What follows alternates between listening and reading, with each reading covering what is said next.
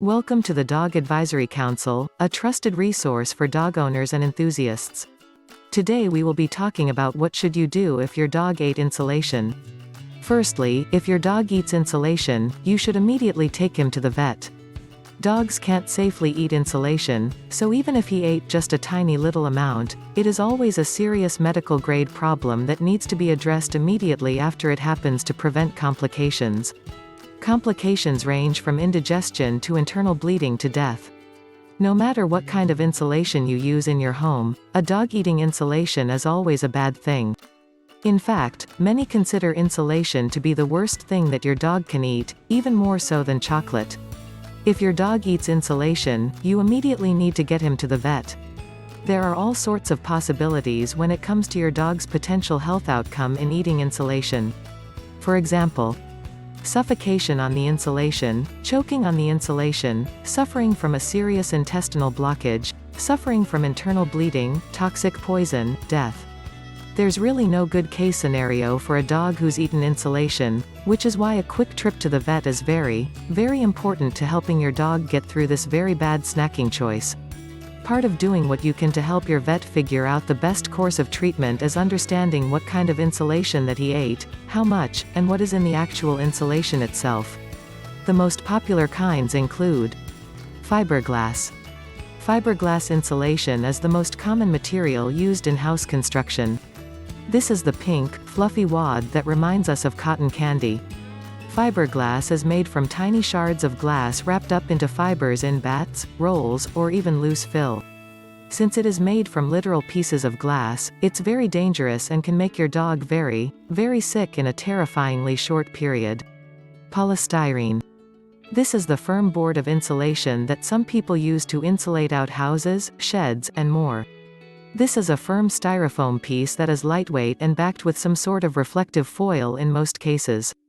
It is made from man-made plastic materials in all cases. It can vary in color from pink to brown and is often white. Rock wool. This is a newer form of insulation that comes in bats and wads similar to fiberglass. Instead of being made from fibers and glass, though, it's made from minerals and rock particles that are finely woven together. This is a popular option in eco-friendly homes. In this case, your dog is literally eating minerals and rocks. It's most often green or gray but otherwise looks identical to fiberglass.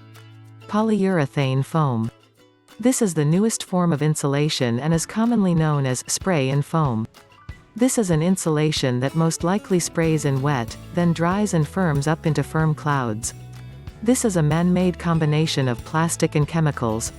It often has a tan or off-white color. Remember, too, that older homes often have asbestos in their insulation. If you are living in an old home, your dog may have also eaten asbestos particles, which are known for causing cancer and other illnesses. Any and all of these kinds of insulation can and will make your dog very sick. Realistically speaking, there are no mild or moderate symptoms to watch for after your dog has eaten insulation.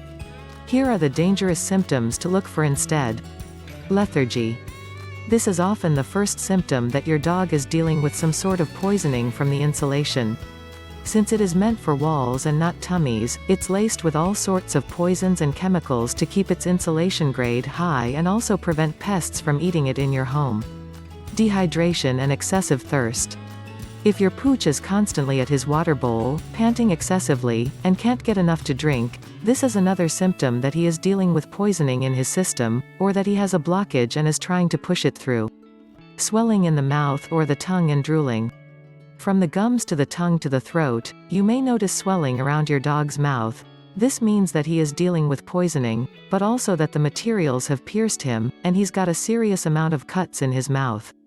This is also the case if he's drooling a lot, which is an automatic reflex as your dog's mouth tries to heal itself. Vomiting or passing blood. If your dog is passing blood from either end or vomiting excessively, these are more common when he's got internal bleeding or a serious blockage that is going to need surgery. Seizures and loss of consciousness. If he starts to seize or simply faints, this is another sign that he's dealing with poison complications, organ shut down, internal bleeding, and more. This is the most serious symptom and is often a point of no return for your pooch. You absolutely must take your dog to the vet if you suspect, fear, or discover he's eaten insulation. Even if he's not showing symptoms, take him to the vet. The actual treatment will vary, but often includes blood work, a physical exam, an X-ray, medications and poison treatments, surgery. In many cases, eating insulation involves all of these. Even in the best-case scenario, a dog who's eaten insulation is going to at least have a serious intestinal blockage, often requiring one or more surgeries, and some amount of damage to his throat, mouth and digestive tract. If you want to learn how to prevent a dog from eating insulation, click the link in the description below. If the information in this video was useful, please like it and don't forget to subscribe.